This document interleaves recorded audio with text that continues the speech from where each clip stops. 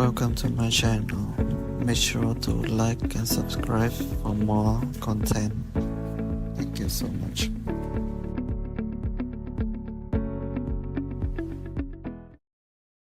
I am Joshua, 31, and for my parents' 40th anniversary, I flew 3,000 miles with a gift wrapped in gold paper. Before I tell you about the moment that shattered my family and sent my parents driving 14 hours straight to my front door, let me know where you are watching from in the comments. The music was loud. It was a classic country song, the kind my dad used to play on his old cassette deck when I was a kid, and it was bleeding through the thin walls of the house I grew up in on Maple Drive. I stood on the front porch for a long time, the wooden planks groaning slightly under my weight. In my hands, I held a sturdy cardboard box that I had carefully wrapped in shiny gold paper. It caught the afternoon sunlight, glaring brightly. That box was not just a simple anniversary gift. It was 5 years of my life, my entire 20s, boxed up, sealed, and tied with a ribbon. I took a deep breath, filling my lungs with the familiar scent of Ohio autumn air, dry leaves and distant wood smoke, and I opened the screen door. I stepped right into the living room. There were at least 60 people crammed into that space. The air was thick with the smell of baked ziti, cheap cologne, and stale beer. Neighbors I recognized from my childhood, cousins I hadn't seen in a decade, and friends of my parents were all laughing and talking over each other. Then the room went dead quiet. It was the kind of silence that drops like an anvil. Forks stopped scraping against paper plates. Conversations died mid-sentence. My brother, Matthew, was standing near the massive anniversary cake. The moment he saw me, his jaw locked instantly. His eyes darted around the room, panicking for a fraction of a second before hardening into a glare. But before he could even take a single step toward me, my mom spoke. She was sitting next to my dad in a padded folding chair, smoothing the fabric of her nice floral dress. She didn't smile. She didn't stand up to hug the son who had just flown across the country to be there. "We didn't invite you, Joshua," she said. Her voice was not loud, but in that silent room, it cut through the air like a butcher's knife. "Your brother planned this." 60 pairs of eyes burned into my skin. I could feel the heat rising in my cheeks, but I forced my face to remain totally blank.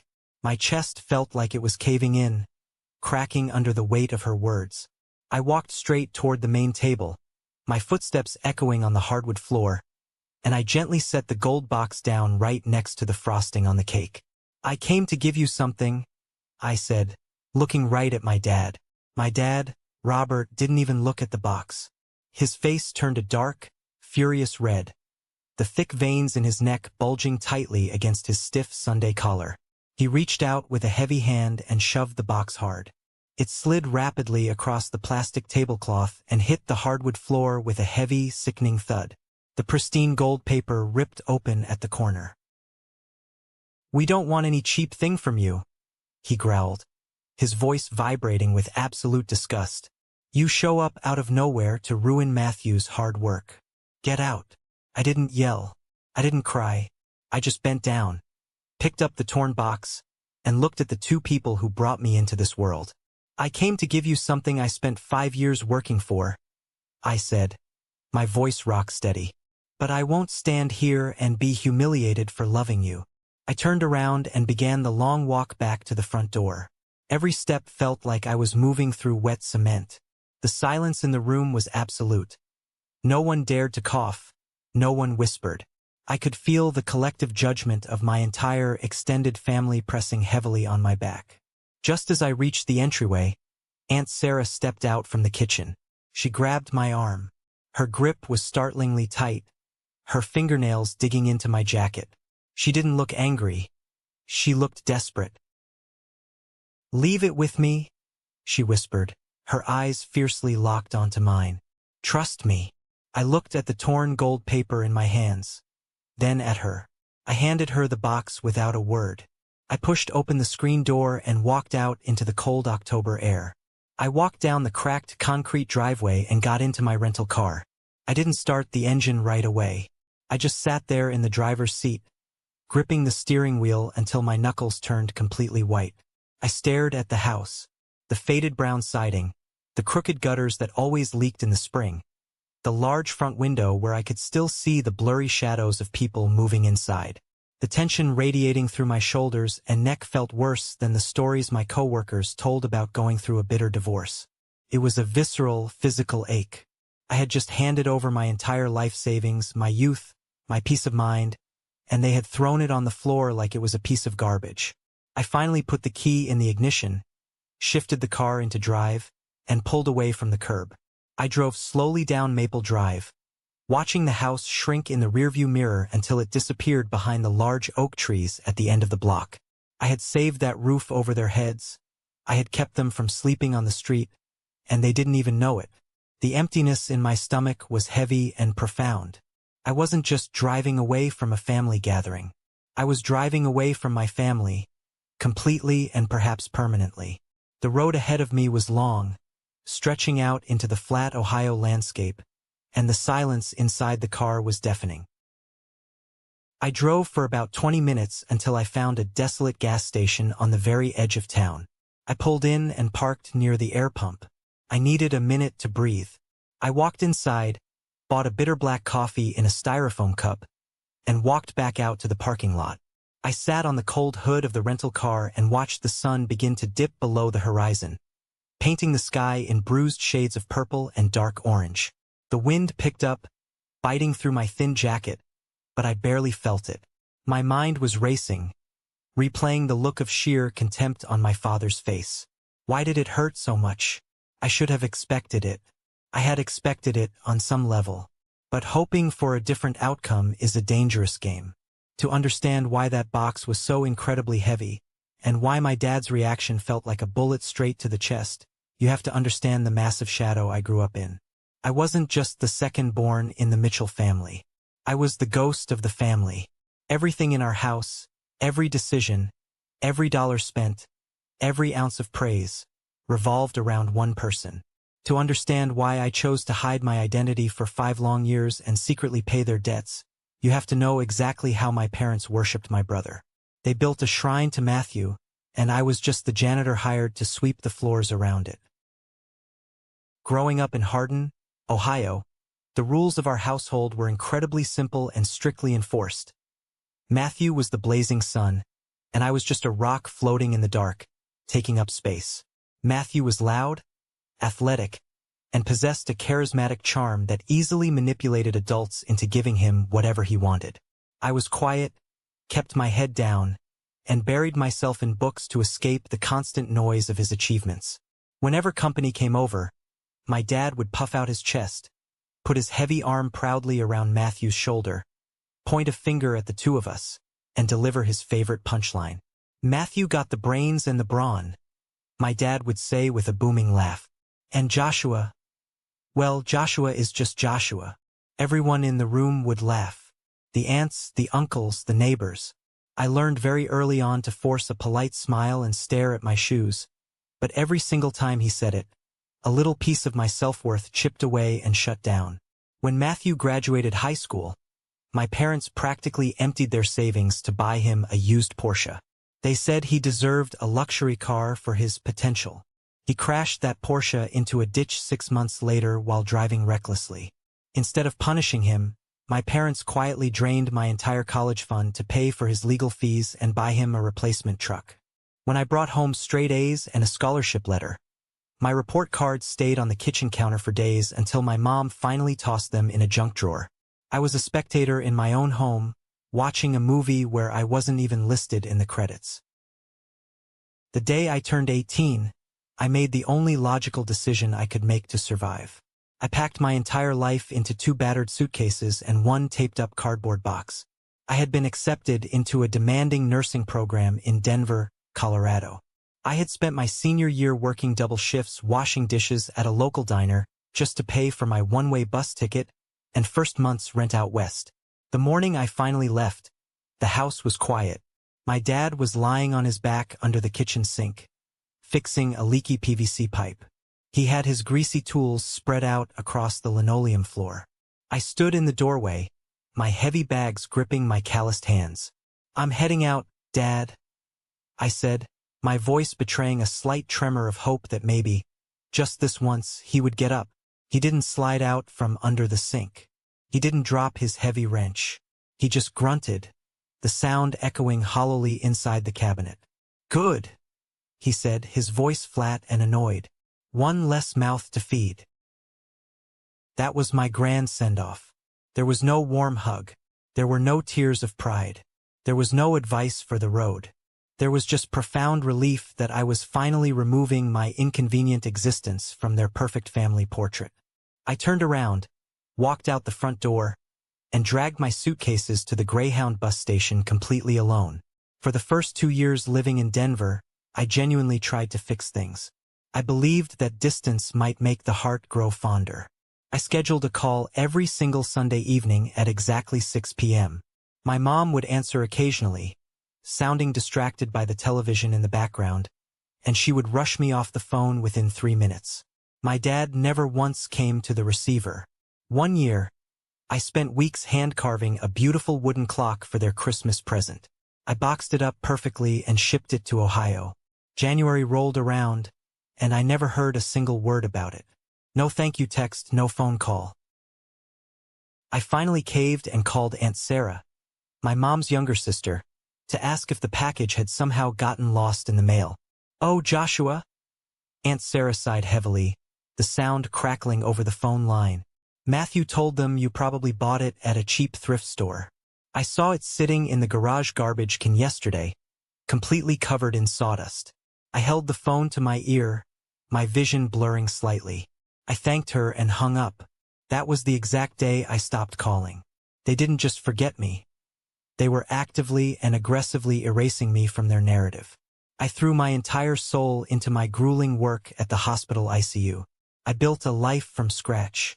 I met Emily, a brilliant, compassionate woman who saw me for who I actually was, not who my family told me I was.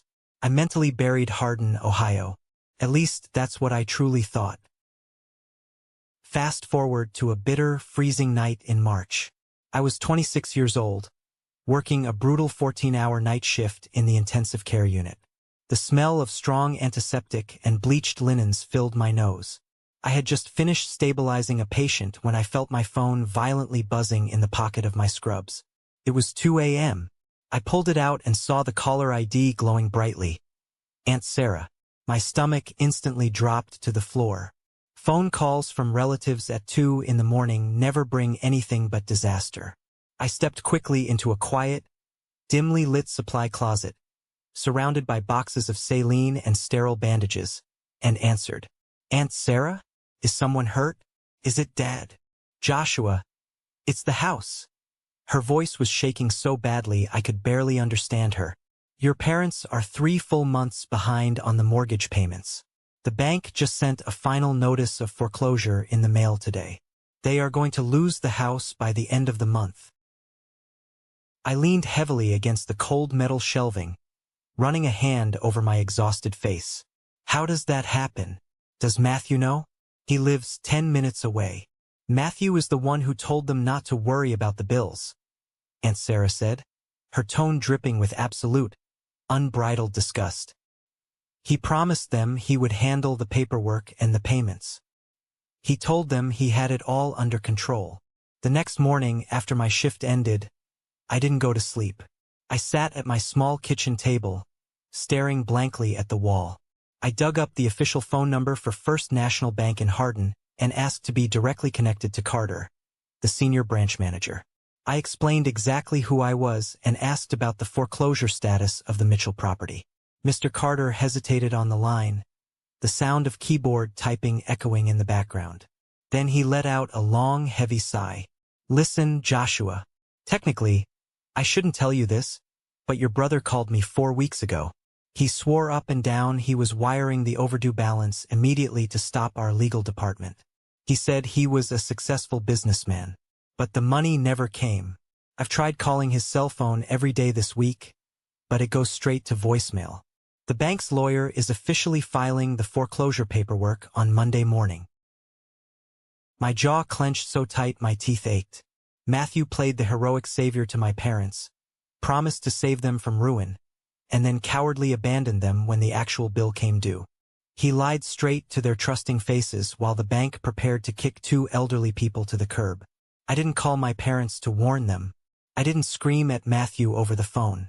I just opened my laptop and looked at my checking account. I was making a decent nursing salary, taking home enough to live comfortably, but I was far from rich. "Mr. Carter," I said into the phone, my voice dropping an octave. "If I set up an automatic wire transfer of $2,300 every single month from my account, will that stop the foreclosure and pay down the principal balance?" "Yes, absolutely," he said, sounding surprised. "But Joshua, whose name goes on the payment receipts?" "Keep it entirely anonymous," I instructed firmly. "Do not tell my parents. Do not tell my brother. Nobody finds out this money is coming from me." I hung up the phone and waited for Emily to get home from her shift. I sat her down at our small table and showed her the grim spreadsheet I had built. "I have to do this," I told her, my voice cracking slightly. "But it means giving up a huge chunk of my salary. It means no vacations, no eating out, just rent, utilities, and cheap groceries for the next 5 years." Emily didn't yell. She didn't call me crazy. She just reached across the table, put her warm hand firmly over mine, and looked me in the eyes. "We'll make it work," she said softly. For the next 5 years, I worked myself straight to the bone. I picked up every single extra shift the hospital offered. I worked Christmas Eve, Thanksgiving morning, and New Year's night. I drove a beat-up, rust-covered Honda with a failing transmission because I couldn't afford to take it to a mechanic. I wore the same 4 pairs of hospital scrubs everywhere to avoid buying normal street clothes. When the wooden fence in our backyard blew down in a violent summer storm, Emily didn't complain. She just drove to the hardware store, bought a box of cheap nails, and spent the weekend fixing it herself in the blazing sun to save us the cost of a contractor. Every single month, like clockwork, $2,300 vanished from my bank account and went straight to Ohio. It was grueling. I was utterly exhausted. I even had to turn down a major promotion to a management position because the required training schedule would conflict with my ability to work lucrative overtime shifts. But every month, I logged into the portal and watched the principal balance on my parents' house slowly drop. 3 miserable years into the payment plan, Aunt Sarah called me on Thanksgiving afternoon. "You need to know what's happening here right now," she said, her voice shaking with absolute fury. "Robert just gave a grand toast at the dinner table." He stood up, raised his glass of wine to Matthew, and thanked him publicly for saving the family house. Matthew sat there, smiled, and told them it was no big deal. He told them he's the one paying the mortgage. I gripped my phone so tightly the plastic case creaked. "He took the credit?" "It gets significantly worse," Sarah said. "Because they genuinely think he's their grand savior, they just signed legal papers giving him full control of their checking and savings accounts. They are setting him up to take the entire inheritance. He's taking everything, Joshua. He's bleeding them dry of their retirement funds while you sit in Denver and pay the bills." My blood boiled in my veins. Matthew was deliberately stealing my sacrifice to permanently cement his status as the golden child. I wanted to scream, but I forced myself to stay quiet. I wanted the house fully paid off. I wouldn't let my anger ruin my ultimate goal. 5 years passed. 60 agonizing, exhausting months. The final payment cleared the bank system. The total amount transferred from my sweat and tears was $137,412. The house on Maple Drive was entirely paid off. No more bank threats. No more debt. A week later, I was scrolling online and saw Matthew's arrogant post on Facebook. He was hosting a massive 40th anniversary party for my parents. "Family and close friends only," he wrote in the caption, alongside a picture of him hugging my dad. I wasn't tagged. I didn't receive a message. I was completely excluded from the victory lap. I picked up the phone and called Mr. Carter at the bank immediately. "I need the official, notarized mortgage satisfaction certificate," I told him, my tone leaving no room for argument. "And print out all 60 pages of the bank statements showing every single wire transfer from my checking account. Stamp every single page." Make it official. I packed those heavy documents into a nice, sturdy box and wrapped it perfectly in shiny gold paper. It was finally time to go home, which brings us right back to the living room. Standing in front of 60 silent people, watching my dad violently shove 5 years of my blood, sweat, and tears off the table.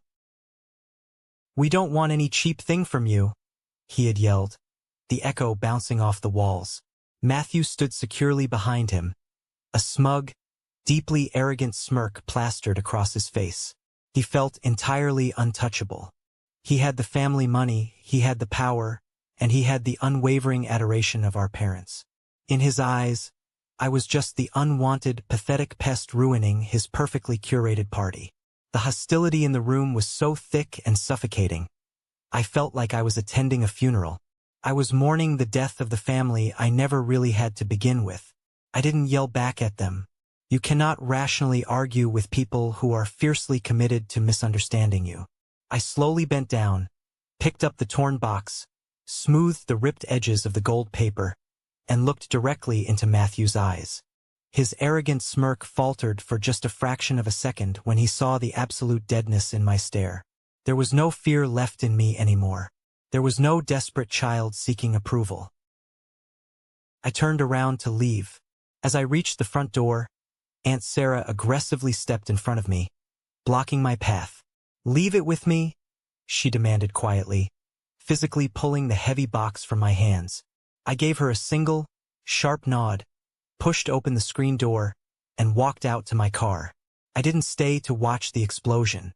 I didn't need to. The fuse was already lit.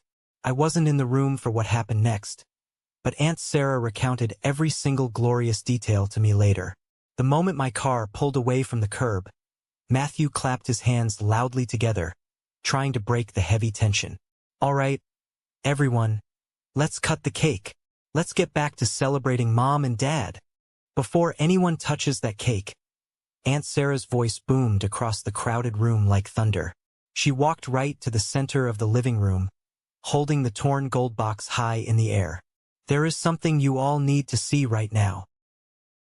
"Sarah, drop it," my dad warned angrily, stepping forward. She completely ignored him. She viciously ripped the rest of the gold paper off the box and pulled out the thick, heavy stack of bank documents. She held up the official watermark certificate for everyone to see. "Mortgage satisfaction for 1427 Maple Drive," Aunt Sarah read aloud, her voice ringing clear and steady. "Paid in full. Total amount, $137,412. She paused deliberately, locking her furious eyes dead onto Matthew. "Paid entirely by Joshua Robert." The room completely froze. No one moved. No one breathed. Aunt Sarah violently pulled out the 60 pages of bank statements and fanned them out. 60 months. $2,300 every single month. Direct from Joshua's checking account in Denver. He worked double shifts for 5 agonizing years to save this house from foreclosure, while your precious golden boy lied straight to your faces and stole his credit. This is a moment that changed everything, when I finally regained control of my life. Thank you for your patience in getting this far. You are amazing. Please help me like the video and leave a comment with the number 1 below so I know you've been with me this far. This will not only help more people find this story, but also let me know that my experiences are meaningful to someone. Your support is the biggest motivation for me to continue sharing the rest of this journey. My dad's face went completely, shockingly pale. All the angry red color drained from his skin as he stared at the official papers clutched in Aunt Sarah's shaking hand. He slowly turned his head, his neck popping in the dead silence of the room, to look at his favorite son. "Matthew?" my dad said, his voice dropping to a terrifying, hollow whisper. "You told me you were paying the bank. You swore to me on your mother's life." Matthew took a quick step backward, holding both of his hands up defensively in front of his chest. Sweat began to bead on his forehead. "Dad, I meant to. I handled the initial paperwork with the lawyer. Joshua is just trying to manipulate the situation to make me look bad in front of everyone. Those papers are probably fake. You know how he is. Uncle John, my dad's brother, stepped aggressively out of the crowd. He was a retired police officer, a massive man with a no-nonsense attitude, and he certainly didn't play games. He snatched the thick stack of papers from Aunt Sarah's hands and examined the raised bank seals and the signature of Mr. Carter at the bottom. "These are certified, official bank records, Robert," Uncle John said, his voice rumbling with authority as he looked at my dad. "Every single dime came directly from Joshua's account in Denver. Your golden boy didn't pay a red cent." Aunt Donna, my dad's sister, crossed her arms tightly across her chest and glared at Matthew with unmasked revulsion. "You let your younger brother starve and work himself to death to pay your parents' bills, and then you stole the credit just to get control of their bank accounts? You make me sick to my stomach, boy." The shocked murmurs in the room rapidly grew louder. Disgust, absolute anger, heavy judgment. Matthew frantically looked around the room, making eye contact with neighbors and cousins, realizing he was completely surrounded by people who now knew exactly what he was. His perfect, charming facade had entirely shattered, and the ugly, cowardly truth was bleeding out onto the floor for everyone to finally see. He didn't apologize to his parents. He didn't try to explain himself further. Like the absolute coward he always was, he grabbed his car keys from the side table, aggressively pushed past Mrs. Patterson, slipped through the sliding glass door in the kitchen, and sprinted to his car. A few seconds later, the entire party heard his tires screeching violently against the asphalt as he sped away from the house, abandoning the mess he had created. The celebratory atmosphere of the anniversary party died instantly and permanently. The guests, feeling the crushing weight of the family tragedy they had just witnessed, quietly gathered their coats and purses and began slipping out the front door one by one. Nobody wanted to look my parents in the eye. Mr. Jenkins, the elderly man who had lived next door since before I was even in diapers, stopped at the doorway on his way out. He slowly turned around and looked back at my dad, who was now slumped heavily in his folding chair, staring blankly at the floor. "You threw a good boy away, Robert," Mr. Jenkins said softly, his voice full of pity. "I truly hope your stubborn pride keeps you warm at night, because you don't have much else left." When the house was finally completely empty, the silence was agonizing. My dad sat alone at the long table, surrounded by half-eaten pieces of anniversary cake, crumpled napkins, and dirty paper plates. He slowly reached out with a trembling hand and pulled the massive stack of bank statements toward him. My mom sat right next to him, her hands covering her mouth, shaking violently. For 2 agonizing hours, they didn't speak a single word to each other. Dad just flipped through the pages, page after page, month after agonizing month. $2,300, $2,300, $2,300. My name, Joshua Robert, printed clearly on every single line of every single page. He saw the specific transaction dates. He saw payments made on Thanksgiving, on Christmas, on my own birthdays, days when they hadn't even bothered to pick up the phone to call me. While they were ignoring my existence, I was sending them a massive portion of my salary just to keep a solid roof over their heads. My mom finally put her face in her hands and began to sob loudly, the sound tearing through the quiet house. The horrible realization washed over her. She had sat there, quiet and compliant, and allowed her husband to publicly humiliate and banish the very son who had sacrificed his entire youth for their survival. Dad finally reached the last page of the stack, the heavy payoff certificate. He slowly ran his rough thumb over the raised gold foil of the official bank stamp. And for the very first time in 40 years of marriage, Robert Mitchell completely broke down. He wept. He cried so incredibly hard his chest heaved and he gasped for air. He had violently pushed his own son's bleeding heart off a table, choosing the charming liar over the silent savior.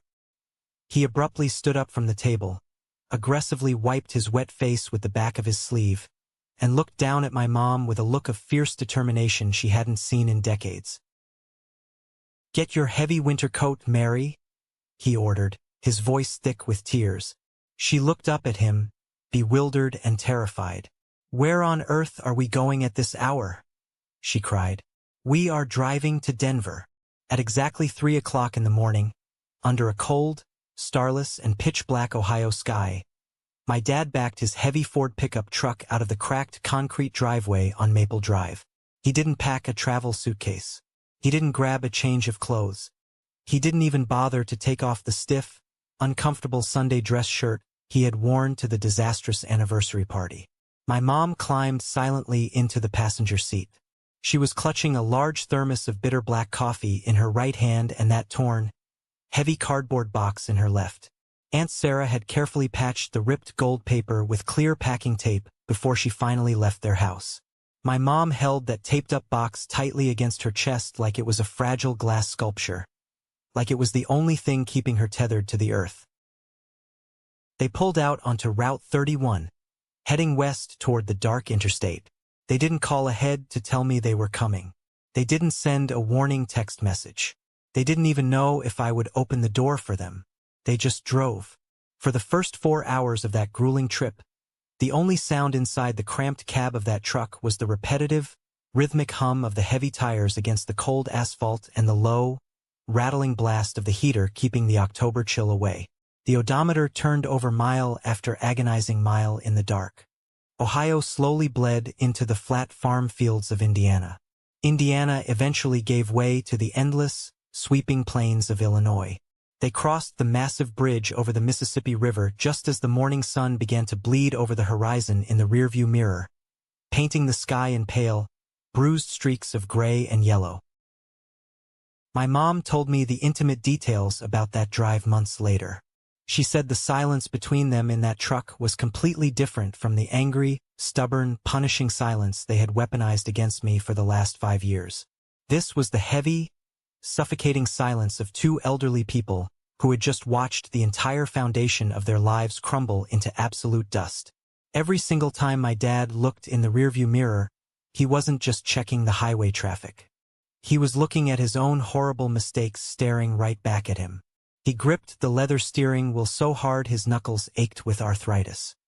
He thought about the countless times he had openly mocked my quiet nature to his friends. He thought about how they had eagerly drained my entire college fund to bail Matthew out of trouble, leaving me to wash dishes to survive.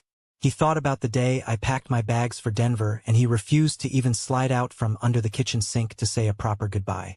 But most of all, he thought about the sheer, blinding arrogance of his favorite son. Matthew had willingly let me sacrifice my hard-earned salary and my youth while he paraded around our hometown soaking up the glory, plotting to steal the family inheritance. They drove relentlessly through Missouri and straight into the flat, windy stretch of Kansas. They stopped only twice for gas and bathroom breaks. They didn't buy food. Their stomachs were tied in too many knots of guilt and shame to even think about eating a meal. When they finally crossed the state line into Colorado, the towering, snow-capped peaks of the Rocky Mountains began to appear in the far distance. 14 hours of relentless, punishing, non-stop driving. 14 hours of confronting the ugly, undeniable truth of what they had done to their own flesh and blood. At that exact moment, I was fast asleep in my bed in Denver, completely unaware that the heavy ghosts of my past were barreling down the highway at 70 miles an hour, heading straight toward my front door. The next morning, I woke up early, exactly like I always do. The sun was just starting to crest over the quiet Denver neighborhood, casting long, sharp shadows across the frost-covered front lawns. Emily was still fast asleep, wrapped warmly in the thick down blankets. I quietly slipped out of bed, pulled on my thick winter robe, and walked barefoot into the kitchen to make a strong pot of coffee. I desperately needed the caffeine to wash away the lingering, exhausting nightmare of the anniversary party. I poured myself a steaming ceramic mug, unlocked the heavy deadbolt on the front door, and stepped out onto my small wooden porch. The morning air was biting cold, but it smelled clean and sharp. I stood there, taking a deep breath, trying to mentally prepare myself for my upcoming 12-hour shift at the hospital. Then, I heard the distinct, heavy rumble of an unfamiliar engine turning onto my street. A dusty, road-weary white pickup truck rolled slowly down the block. The fenders were thickly coated in a layer of gray highway grime. I squinted as it pulled to a clumsy stop right against the curb directly in front of my house. The license plate was from Ohio. The engine ticked loudly in the crisp morning quiet as the ignition was cut off. The heavy driver's door groaned open, and a man stepped out onto the asphalt. It took my brain a full 3 seconds to process exactly what I was looking at. It was my father, Robert Mitchell. He was 64 years old, but standing there in the harsh, unforgiving morning light, he looked like he had rapidly aged 10 years overnight. His face was pale, gray, and deeply lined with exhaustion. His eyes were completely bloodshot, surrounded by dark, heavy, bruised circles from driving 14 hours straight without a single wink of sleep. His broad shoulders, usually pulled back with stubborn, unyielding pride, were slumped forward in total defeat. My mom slowly, shakily climbed out of the passenger side door. She was holding the gold box. The torn corner was neatly patched with fresh, clear packing tape. She clutched it tightly against her heavy winter coat, looking up at me with absolute terror and desperate pleading in her swollen, red eyes. They stood at the very end of my concrete walkway. There was 20 feet of freezing pavement between us, but it might as well have been a massive, uncrossable canyon. My dad didn't immediately move forward. He just stood there, his large, calloused hands hanging uselessly at his sides. His jaw worked nervously side to side, exactly like it did when he was frustrated, like he was trying to chew on heavy words that simply wouldn't go down his dry throat. I didn't run down the wooden steps to greet them. I didn't force a polite smile. I stood my ground firmly on the porch, my hands securely wrapped around my warm coffee mug, my bare feet freezing against the wood planks. We just looked at each other in total silence. A neighbor's dog barked a few houses down. A lawn sprinkler hissed to life across the street. The entire ordinary world kept moving forward around us while my fractured family stood completely frozen in time. Finally, my father took a slow, heavy step forward. His voice, usually a booming, intimidating instrument of absolute authority, was stripped down to an incredibly fragile, raspy whisper. "I'm sorry," he said. 2 simple words. 7 letters. I had waited my entire 31 years of life to hear those words come from that man's mouth. He swallowed hard, his Adam's apple bobbing, and tried again. His voice cracked violently on the next sentence. "Joshua." I pushed away the only person who was actually holding us up. I violently shoved your heart right off a table in front of the whole world. I am so deeply, terribly sorry. I didn't collapse in a puddle of tears. I didn't rush forward to embrace him. I stood tall on my porch, letting the cold Colorado wind bite my face, and I let those heavy words land exactly where they needed to land in my soul. I absorbed the apology, but I didn't instantly absolve him. My mom broke first. She let out a sharp, agonizing sob and practically ran up the concrete walkway, stopping abruptly right at the bottom of the wooden porch stairs. She didn't try to climb them. She knew without asking that she had to wait for my permission to enter my space. "Joshua, please," she cried, tears spilling hot and fast down her wrinkled cheeks. Deep down, I think I always knew Matthew wasn't telling the truth. I saw the inconsistencies in his stories, but I was so incredibly scared. I was scared of arguing with your father. I was scared of losing Matthew's affection. I let him push your beautiful gift off that table, in front of all our friends, and I just sat there like a statue. I will never, ever forgive myself for being such a miserable coward. I looked down at her. I looked at the dark, heavy bags under her eyes, the desperate, knuckle-white grip she had on the box I had bled for, the fierce, burning anger that had been boiling inside my chest for 5 long years suddenly lost its searing heat. It didn't magically disappear, but it fundamentally changed shape. It turned into a profound, exhausted sadness for 2 people who had been blinded by their own toxic favoritism. I took a slow step back, reached out, and opened the front screen door wider. "Come inside," I said simply, my voice completely level. "Both of you. It's freezing out here." It wasn't a warm, cinematic, tear-jerking reunion. I want to be entirely honest with you about that. I didn't fall into anyone's arms weeping. I walked them into my small kitchen, pulled out 2 mismatched wooden chairs at the cheap estate sale dining table where Emily and I ate all our quiet meals, and told them to sit down. I walked to the sink and poured them 2 large glasses of ice water. My hands were perfectly steady. I had spent 5 years learning exactly how to control my intense emotions in high-stress trauma situations at the hospital. I set the glasses down, sat directly across from my parents, and looked at them. Emily came out of the bedroom a few minutes later, tying the belt of her robe. She saw my parents sitting awkwardly at our table, looking absolutely wrecked and out of place. She didn't gasp. She didn't ask questions. She just walked over, placed a warm, supportive hand firmly on my shoulder, gave my dad a curt, serious nod, and quietly went into the living room to give us privacy. She knew this was my specific battle to fight, and she respected my space. "I am glad you drove here," I said, my voice calm but laced with absolute steel. But showing up one single time with a desperate apology does not automatically erase 5 years of total silence. It doesn't magically erase a lifetime of making me feel like I was a burden in my own home. My dad nodded rapidly. He didn't try to argue with me. He didn't offer a single pathetic excuse. "You are absolutely right," he said, staring intently down at his bruised, calloused hands resting on my table. "I have absolutely no right to sit here and ask for your immediate forgiveness. I just needed to look you directly in the eye and tell you that you are a vastly better man than I ever was. If we are going to have any kind of relationship moving forward," I continued, leaning slightly across the table to ensure they felt the gravity of my words, "things are going to be fundamentally different. I love you both. I proved that by sacrificing my 20s to save your home. But I absolutely refuse to ever go back to being invisible. I will never play second fiddle again." My mom nodded furiously, her hands clasped tightly together in her lap, fresh tears welling in her eyes. "I need you to completely understand something," I told my dad, locking eyes with him. "I don't need you to repay the money. That was a gift to keep a roof over your heads. But I will never again tolerate being treated like a second-class citizen just so Matthew can feel tall. If he is running the show, if he is the golden boy, I am out. Permanently. You will never see me again."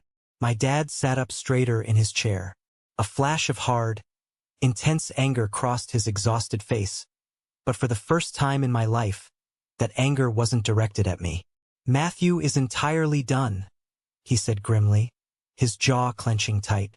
"When we finally left the house last night, I called his phone and left him a voicemail. I told him he is no longer welcome on my property. And first thing tomorrow morning, I am calling a ruthless lawyer." He took a deep, shaky breath.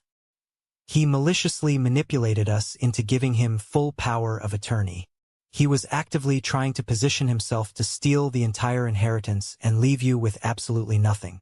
We are having the lawyer completely revoke his access to every single bank account. We are rewriting the will immediately. He gets nothing, not a single red cent. He used your grueling salary to build his massive ego, and I will be damned if I let him take another thing from this family. Hearing my fiercely stubborn father actively defend me, actively choose my well-being over Matthew's, felt entirely surreal. It was a massive tectonic shift in the foundation of my life. It felt like I was finally breathing oxygen after drowning for 30 years. We sat at that small table for 3 full hours. The morning sun came fully up, filling the kitchen with bright, harsh daylight. We didn't solve everything. You cannot magically fix 3 decades of toxic favoritism and 5 years of deep betrayal in a single morning conversation over tap water. But for the very first time in my 31 years of life, my parents actually saw me. They saw the independent man I had become. They saw the immense strength it took to carry their heavy financial burdens in total, agonizing silence. When they finally stood up to leave and find a local motel to sleep off the grueling drive, my dad turned to me at the front door. He awkwardly reached out, and for the first time since I was a little boy playing in the yard, he pulled me into a tight, fierce, desperate hug. "I am so incredibly proud of you, Joshua," he whispered into my shoulder, his voice breaking. I should have said it every single day of your life. News travels through a small, working-class town like Hardin, Ohio, faster than a raging wildfire in dry brush.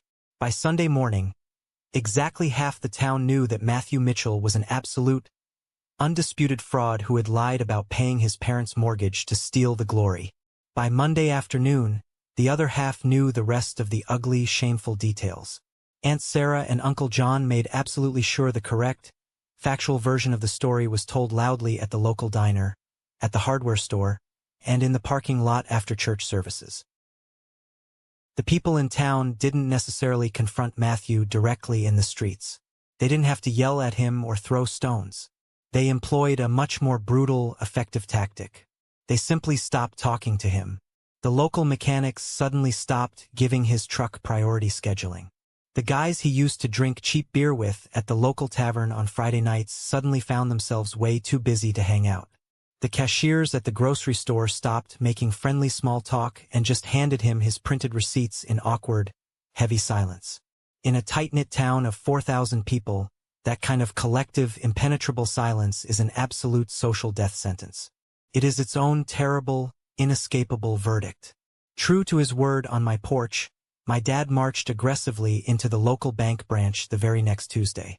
He sat down across the heavy mahogany desk from Mr. Carter and personally signed the legal documents completely revoking Matthew's access to all joint checking and savings accounts. Then, he drove his truck straight to his lawyer's office downtown.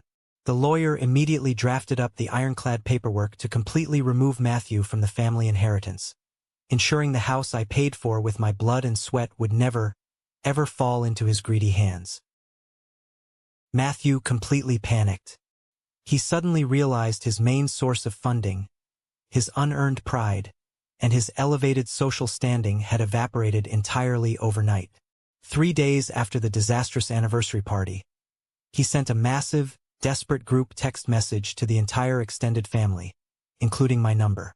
It was a long, winding, pathetic paragraph about how Aunt Sarah had maliciously manipulated the entire situation to turn everyone against him. He ridiculously claimed he had fully intended to pay the bank all along and that I was just being petty and jealous. He desperately tried to paint himself as the real victim of a massive, unfair family conspiracy. Nobody replied. Not a single person typed a word back. Aunt Sarah took a quick screenshot of the pathetic group chat and sent it directly to me with a single text message attached. The whole town is talking, not about the money, Joshua. They are talking about the incredible kind of person you are. I read her message twice, letting the words sink in. I felt a profound, settling sense of justice, but I didn't feel the need to gloat or rub his face in the dirt. I didn't block Matthew's phone number, but I never responded to him. I simply put my phone down on the counter, poured myself another cup of coffee, and went back to living my peaceful life. I absolutely refused to play his ridiculous, toxic games anymore. That all happened several months ago. The heavy dust has finally settled.